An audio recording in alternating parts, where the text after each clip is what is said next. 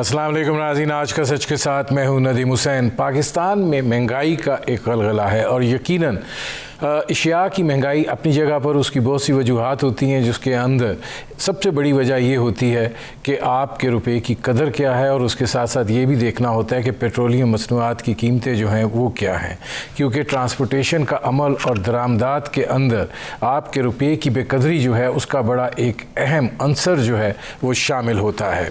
ज़ाहिर है इस वक्त पाकिस्तान का रुपया जो है वो अदम इस्तेहकाम का शिकार है और रोज़ाना की बुनियाद पर उसकी जो कदर है वो खोई जा रही है। अब तक की जो सूरत हाल है उसमें ओपन मार्केट के अंदर ये रुपया जो है डॉलर के मुकाबले में 173 पर पहुंच चुका है। इंटर बैंक जो है वो भी तकरीबन 171-72 के लगभग ट्रेड कर रहा है, और पाकिस्तान जो है वो इस वक्त अपनी खुराक जो है वो बाहर से मंगवा रहा है। 70% दालें पाकिस्तान की जो हैं वो बाहर से आती हैं, और इस साल तो हमें गंदम के साथ साथ चीनी भी जो है वो इंपोर्ट करनी पड़ी है। पाकिस्तान बुनियादी तौर पर एक ज़रूरी मुल्क है। इसकी इक़्तिसादियात और इसका पॉलिसी फ्रेमवर्क जो है वो एग्रीगेरियन इकॉनमी होना चाहिए था, लेकिन ऐसा नहीं हो सका और ये शोबा जो है ये नज़रअंदाज रहा, और उसके नतीजे में आज हम यहाँ पहुँचे हैं कि एक ज़रूरी मुल्क होने के बावजूद हमें अपने अवाम की खुराक की ज़रूरियात पूरी करने के लिए खुराक को बाहर से दरामद करना पड़ रहा है, और वो भी महंगे दामों पर। और उसके नतीजे में मुल्क के अंदर महंगाई जो है उससे अवाम जो है वो मुस्तरब हैं और ज़ाहिर है कि बहुत ज़्यादा दबाव का शिकार हैं।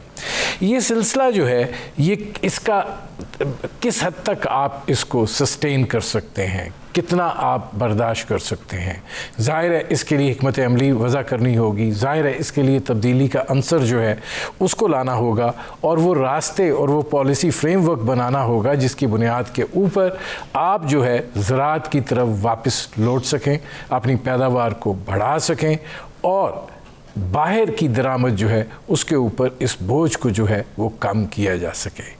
ये नहीं है कि सलाहियत नहीं है, ये नहीं है कि यहाँ पे वो माहौल दस्तयाब नहीं है, या ये भी नहीं है कि ज़मीन उस तरह ज़रख़ेज़ नहीं है।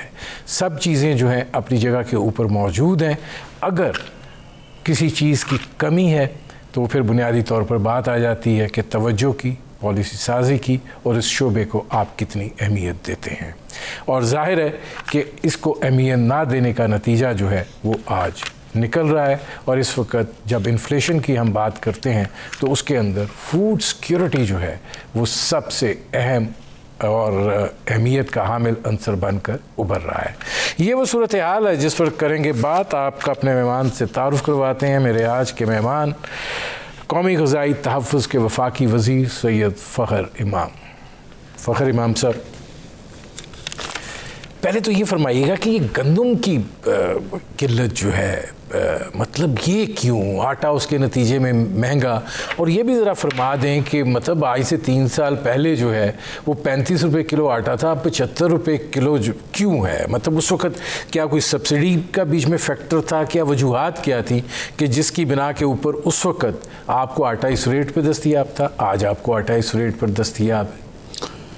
जी आपका शुक्रिया जी। उस वक़्त आटे की जो कीमत थी वो इंटरनेशनल प्राइस से लिंक्ड थी, बल्कि उस वक़्त तो ये कैफियत भी थी 2-3 साल उससे पहले कि हमारी जो गंदम 1300 रुपये पे हम यहाँ ख़रीदते थे वो इंटरनेशनली 1100 रुपये पे होती थी। तो वो हमारा बिल्कुल और हिसाब किताब था। आज की और पिछले साल से जब हमारी शॉर्टेज शुरू हुई है और जिस वक़्त मैंने अपना ये कलमदान सौंपा तो पिछले साल हमारी गंदम की पैदावार थी 25.25 मिलियन टन, और ज़रूरत हमारी तकरीबन उस वक़्त पिछले साल 29 मिलियन की थी, यानी कि हमारी शॉर्टेज जो थी तकरीबन 3 से लेकर 3.5 मिलियन टन की थी पिछले साल जब हमारा क्रॉप आया।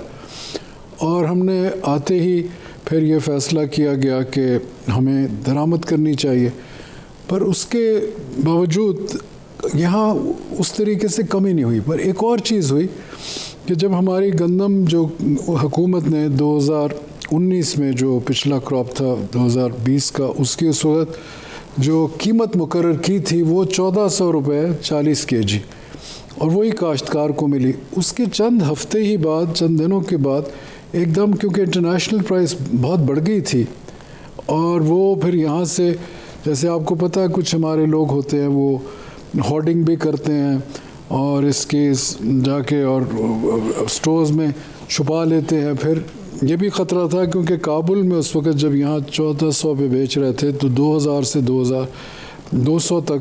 इसमें चूँकि एक सवाल मैं आपसे पहले ये पूछना चाह रहा था, यह आपने 29,000 या 5 मिलियन टन जो कहा कि हमारी ज़रूरत थी, क्या इसमें अफ़गानिस्तान का फैक्टर अकाउंट फॉर था? उस तरह तो नहीं, बट मेरा ख़्याल में क्योंकि हमारे यहाँ अगर हम आबादी को देखें और हम जब हमारी जो ग़िज़ा का हम एस्टिमेट करते हैं कि एवरेज 115 kg पर हेड, उससे हम कैलकुलेट करके आते हैं, और उसके साथ फिर हम ये भी देखते हैं कि हमारे जो मुख्तलिफ़ इलाके हैं उनमें हम चाहते हैं कि कहीं भी शॉर्टेज ना हो। तो ऐसा अफ़गानिस्तान का उसमें फैक्टर हमने तो नहीं रखा। जेन्युइनली फ़ख्र इमाम साहब समझते हैं कि हमारी जो ज़रूरत है माइनस अफ़गानिस्तान फैक्टर या माइनस स्मगलिंग फैक्टर, वो 29.5 मिलियन टन है इस वक्त?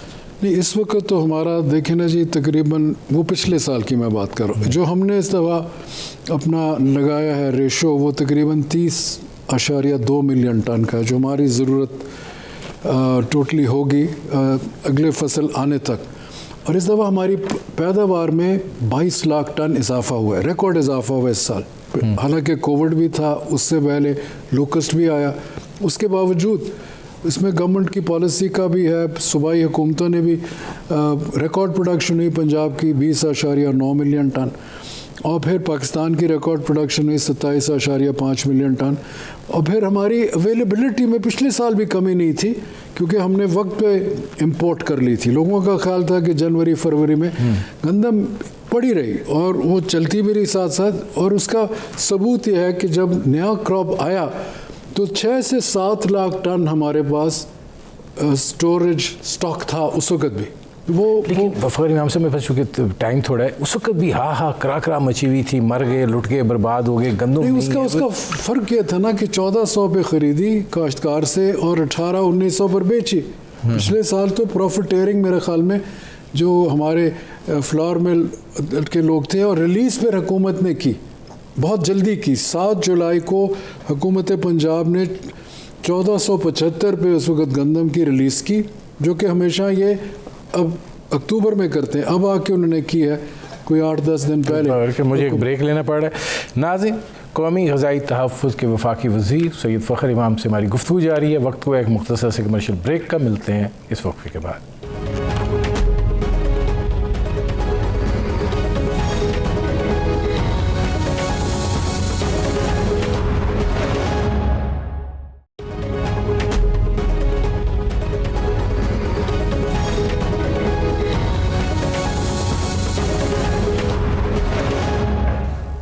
Welcome back. नाज़रीन, मेरे आज के मेहमान कौमी ग़िज़ाई तहफ़्फ़ुज़ के वफाकी वज़ीर सैयद फ़ख्र इमाम, उनसे हमारी गुफ्तगू जारी है। फ़ख्र इमाम से फरमाइएगा कि 2 बड़े इम्पॉर्टेंट जुज़ हैं, ज़ाहिर आटा और चीनी। अब चीनी भी हम इंपोर्ट करने जा रहे हैं, और फिर अब सूरत हाल ये हो गई है कि रुपये की डॉलर के मुकाबले में कदर भी बड़ी तेज़ी से जा रही है। तो ये फूड सिक्योरिटी का जो मसला है, ये आप कितना शदीद देख रहे हैं? देखिए जी, हुकूमत ने पिछले साल का जो वक्त गुज़रा, और उसमें हमें दिक्कत इसलिए हुई कि जैसे मैंने पहले कहा कि हमारी अवेलेबिलिटी तो थी, पर चंद अफराद ने उसको एक्सप्लॉइट किया, और उसकी वजह एक ही थी कि गैर इंटरनेशनल सतह पे उसकी कीमत गंदम की कम से कम ज़्यादा थी। शुगर में जो इस साल फैक्टर आ रहा है कि हमारी जो शुगर की थी प्रोडक्शन, हालांकि सेकंड हाईएस्ट रिकॉर्ड प्रोडक्शन थी शुगर के इनकी 81 मिलियन टन्स, उसके बावजूद हमारे पास थोड़ी सी शुगर की कमी, अब क्योंकि नया क्रॉप आने वाला है 15 नवंबर से क्रशिंग शुरू हो जाएगी, तो हमारा ये अब 5-6 हफ्ते रह गए और नया क्रॉप आ जाएगा। पर उसके बावजूद एक रिस्क नहीं लेते ना गवर्नमेंट, क्योंकि यहाँ आपको पता है कि वो लोग जो जिनके पास करते हैं, ज़ख़ीरा अंदोज़ी कह लें, तो वो लोग फिर इसको एक्सप्लॉइट करते हैं। और पाकिस्तान में कुछ ऐसा तबका है बदकिस्मती से जो हमेशा इस चीज़ के ऊपर भांपता रहता है, law of supply and demand को देख के कितना मुनाफा वो जल्दी से विंडफॉल प्रॉफिट्स कमाने के चक्कर में। यही हुआ था पिछले साल कुछ हद तक गंदम में, और इस दफ़ा मेरे ख्याल में शुगर में। पर अब गवर्नमेंट मैं ज़रा इस तरफ आऊँगा। सवाल मेरा ये है कि देखिए, पाकिस्तान बनने से लेकर ज़ाहिर है 2018 तक चीनी की प्राइस ऊपर जाती भी रही है, लेकिन ऑन द एवरेज अगर आप लगा लें तो 52-53 रुपये फ़ी केजी आपको दस्तयाब रही है। इसी तरह आटे की कीमत भी वहाँ तक पहुँचने में 35 रुपये किलो 2018 तक पाकिस्तान बनने से लेके तब तक ये 3 साल में क्या कमाल हुई है? उसकी वजह है कॉस्ट ऑफ प्रोडक्शन बढ़ गई है ना जी। आपकी जो इनपुट कॉस्ट हैं वो बहुत बढ़ गए। अब डीएपी पिछले साल 42-43 रुपये पे आपको बैग मिल रहा था। इस वक्त इंटरनेशनल प्राइस की वजह से, क्योंकि हम 70% फॉस्फेटिक फर्टिलाइज़र इंपोर्ट करते हैं, इंटरनेशनल प्राइस जो है इस साल $700 पर टन चली गई, हाईएस्ट एवर। तो उसकी डायरेक्ट इम्पैक्ट हमारे पे होता है, और इसीलिए फिर हुकूमत ने ये जो आ रहा है फसल 16 अरब का सब्सिडी देंगे, 8 अरब देगी हुकूमत पाकिस्तान और 8 अरब मैच करेंगे हमारे सूबे, और वो हमने अप्रूव भी कर लिया। तो अब वो हम सूबों को मुख्तस कर देंगे। उसका मतलब ये है कि ये खाद आप सस्ती करने जा रहे हैं। कोशिश कर रहे हैं कि उसको हम 1000 रुपये पर बैग जो है वो कम हो। वो तकरीबन 70% जो काश्तकार ये करेंगे गंदम, उन तक मुहैया की जाएगी, जो हमने फार्मूला बनाया जी। अच्छा, अब ये जो तीनों हमारी मेजर क्रॉप्स हैं, मतलब देखें, अगर हम इंपोर्ट करते हैं तो जाहिर है कि ज़र मुबादला पहले हमारी हालत बहुत पतली है, ऊपर से अगर हम खुराक के मामले में भी ज़रई मुल्क होते हुए, ज़मीन होते हुए, सब कुछ होते हुए अगर हम यहाँ खड़े हैं तो जाहिर है कि वो मज़ीद मुश्किलात पैदा करेगा। अब गंदम है, चीनी है, फिर साथ ही कपास है। अब ये 3 मेजर चीज़ें हैं जो आप छोटे पैमाने पर नहीं, फ़खर इमाम साहब, बड़े पैमाने पर दरामद कर रहे हैं। नहीं, पर मैंने आपको बताया अब 22 लाख टन एक साल में इजाफा हुआ पिछले साल से साल, और यही वक्त था जब हम आए हुकूमत में। और हम ऑनरेबल इमरान खान साहब, प्राइम मिनिस्टर साहब की अब फोकस है एग्रीकल्चर। आपने देखा जिस तरह उन्होंने बजट स्पीच में 2 मरतबा कहा, और उसका फ़र्क तो पड़ा। अगर ये 22 लाख टन ना होती आज, तो फिर आपको नज़र आता है यहाँ बहुत सारे लोग। इस वक्त गंदम की शॉर्टेज बिल्कुल नहीं, और उस तरह भी नहीं है चढ़ा। आज भी हम देख रहे थे प्राइसेस आटे की और गंदम की नेशनली 1100 रुपये पे आटा बिक रहा है 20 kg का, और गंदम भी जो है वो उस आउट ऑफ रीच नहीं अभी गई। और अब हम जो आने वाला फसल है उसका हमने सूबाई हुकूमतें से मांगे हैं कि आप हमें अपनी मिनिमम सपोर्ट प्राइस जो प्रपोज़ल है भेजें, कि गंदम की काश्त से पहले हम मिलकर वफाक और सूबे और फिर कैबिनेट इसकी मिनिमम सपोर्ट प्राइस अनाउंस करें। और हमारी अब ये कोशिश होगी, और कल मैं एक मीटिंग कर रहा हूँ जिसमें हम टारगेट्स रखेंगे। हमारा ये ख्याल है कि अगर सूबे हमारे से एग्री कर गए तो 27.5 मिलियन टन पिछले साल हुई। कोशिश हमारी ये होगी कि वो 29.5 और 30 मिलियन टन के करीब जाए, यानी कि उसमें भी 2 मिलियन का और इजाफा। उसके लिए फिर हमें ग्राउंड वर्क करना पड़ता है। क्वालिटी और प्योरिटी ऑफ सीड एक बहुत बड़ा मसला है। पाकिस्तान को चाहते हैं हम, हमारी तकरीबन 23 मिलियन एकड़ ज़ेर काश्त है वीट, क्योंकि हम तो पैदावार, हमारा तो प्रोडक्टिविटी और प्रोडक्शन के साथ होता है, और प्राइस जो है वो फिर एटलाजो फोरम फैसले होते हैं। तो हमारी ये कोशिश है कि उसमें हम इजाफा करें। किस तरह कर सकते हैं? अगर क्वालिटी ऑफ सीड और प्योरिटी ऑफ सीड को हम इंश्योर कर दें, जिसमें हमारा और सूबों का ज़्यादा रोल है, तो वो किस तरह? अगर सीड के 3 पहलू होते हैं, एक प्री बेसिक, बेसिक और सर्टिफाइड। सर्टिफाइड सीड का एक हमारे पास पूरा महकमा है, फेडरल सीड सर्टिफिकेशन, जो सर्टिफाई करता है क्वालिटी और purity of seed.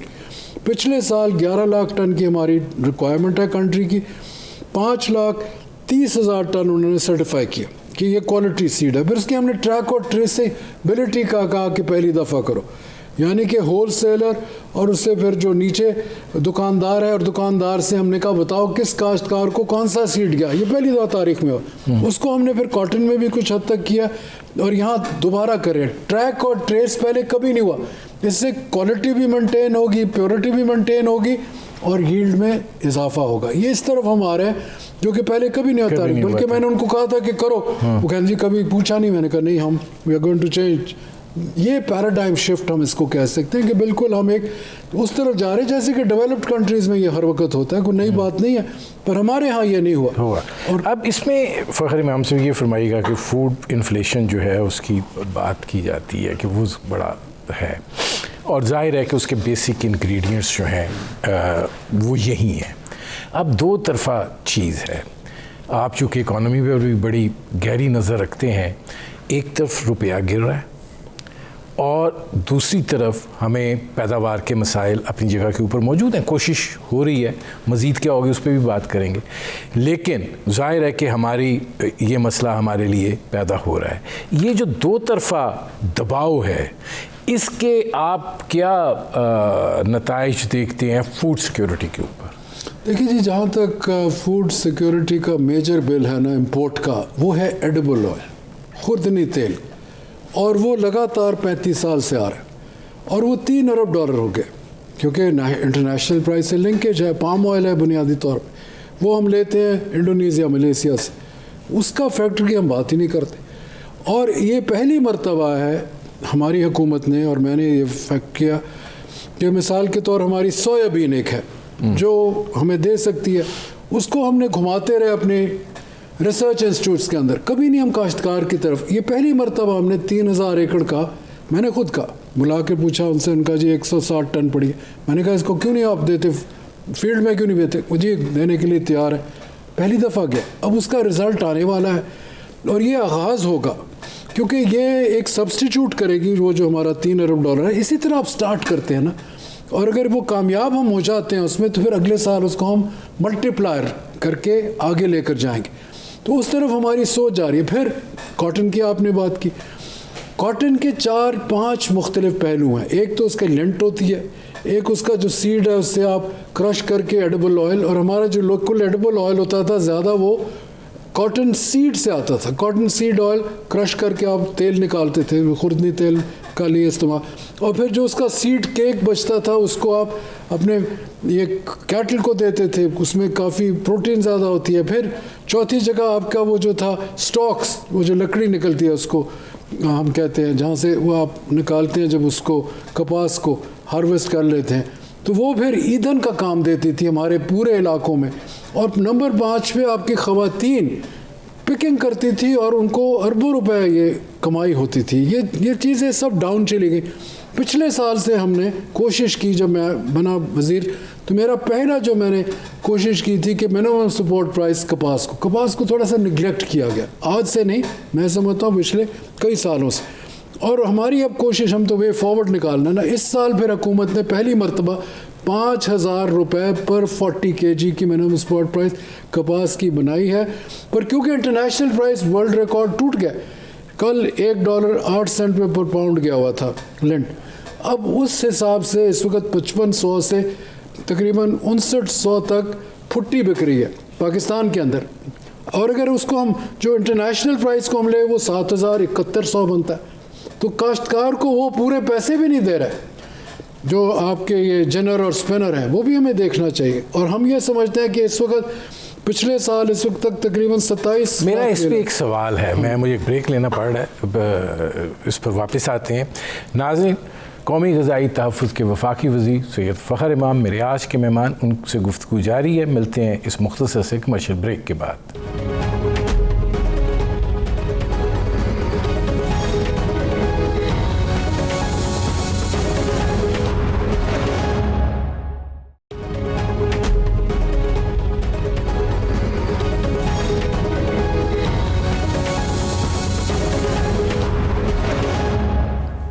Welcome back.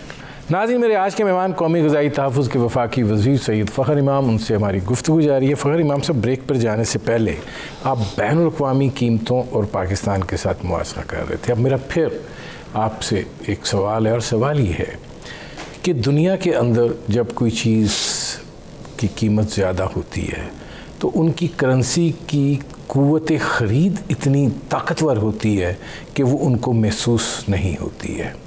और ज़ाहिर है कि जब हमारे रुपए की बेकदरी इस लेवल तक हो जाए कि उसको अब बात की जाए कि ये डबल सेंचुरी कर लेगा डॉलर के मुकाबले में, तो फ़खर इमाम साहब फिर आप बैनुल अक़वामी कीमत की बात करें कुछ तो बेमानी सी बात नहीं हो जाती? नहीं, बेमानी बात तो मैं नहीं कहूँगा कि है, पर ये हुई है हमारी स्लाइड थोड़ी सी।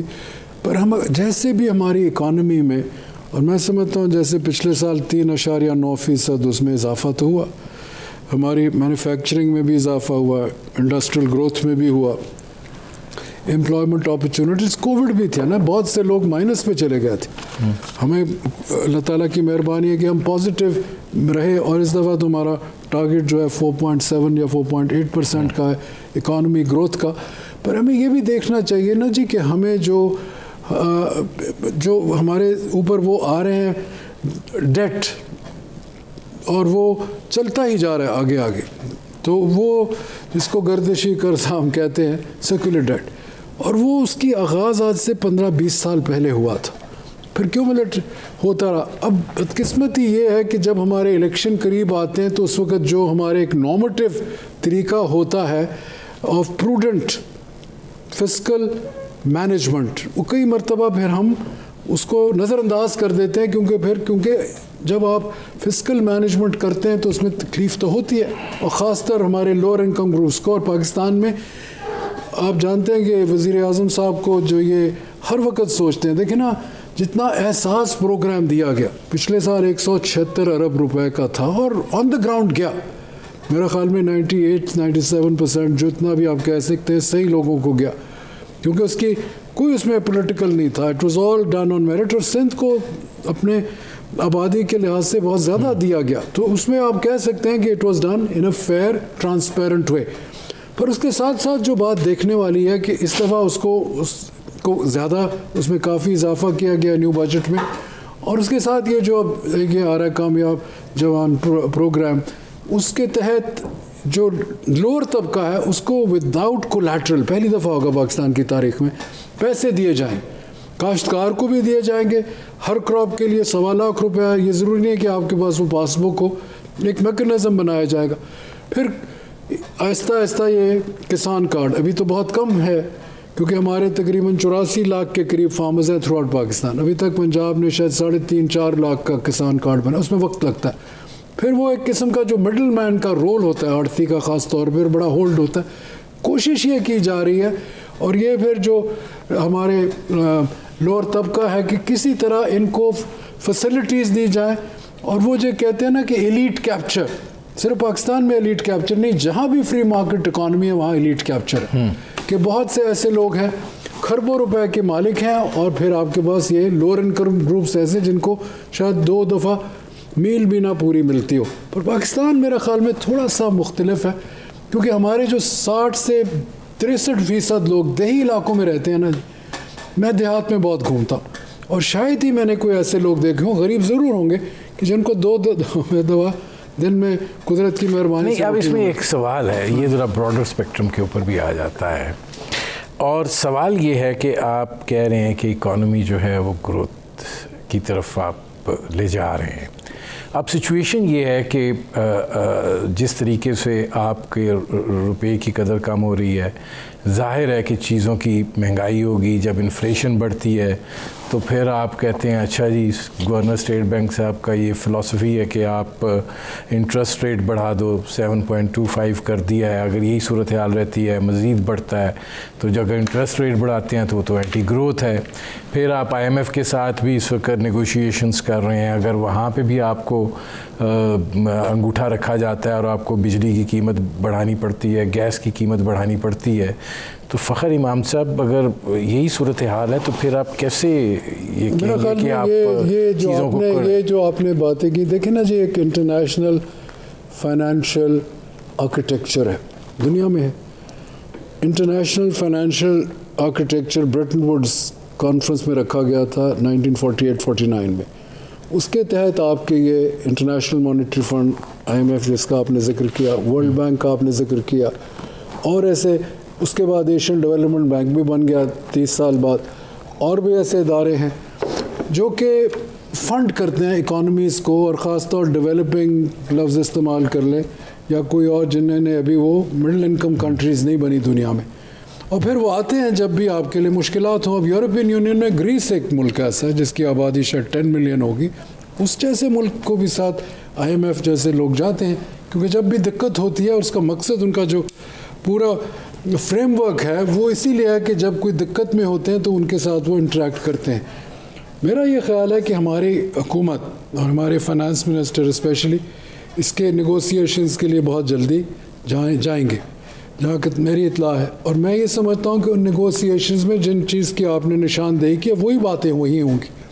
फिर कोशिश ये की जाएगी, क्योंकि हम कोविड से भी निजात हमने हासिल नहीं की। हमने कोविड की मैनेजमेंट शायद दुनिया में किसी इंटरनेशनल इदारे ने कहा था amongst the top 5 well manage Covid. ये तो कुदरत की मेहरबानी है, पर उसके बावजूद हमें ये, क्योंकि हमारे बजट में आप देखें ना जी 4.8 ट्रिलियन 4800 अरब हमने अपने बजट में कलेक्शन की थी पिछले साल। इस साल टारगेट है 5.9 ट्रिलियन 5900 अरब रुपए का, और पहले 3 महीने में वो टारगेट काफ़ी हमने कलेक्शन से ऊपर चले गए पहली दफ़ा। पर अब देखना ये है कि हमारी इकोनॉमिक एक्टिविटी जैसे आप कह रहे थे, और वो चीज़ों को, वो मैक्रो इकॉनमी है, आप कहेंगे आम आदमी, और आम आदमी का दर्द मेरे ख़्याल में जितना मैं समझता हूँ ऑनरेबल इमरान खान को है, कम लोग को जेन्युइनली मैं, क्योंकि इस पर हर वक्त बात करते हैं, और ये पहले आदमी है मैंने देखा जो खुद शौक से मॉनिटरिंग ऑफ प्राइसेस कहती है, मुझे हर चीज़ की प्राइस दिखाओ हर हफ्ते, कई दफ़ा 2 दफ़ा कहते हैं दिखाओ, वजह कि कैसे हम कंट्रोल कर सके। मेरे प्रोग्राम का वक्त ख़त्म हो रहा है। बहुत शुक्रिया सैयद फ़खर इमाम साहब। नाज़रीन, ये थे कौमी ग़िज़ाई तहफ़्फ़ुज़ के वफाकी वज़ीर सैयद फ़खर इमाम। आपने उनकी गुफ्तगू सुनी। अब तक के लिए इतना ही, इजाज़त दीजिए। अल्लाह हाफ़िज़।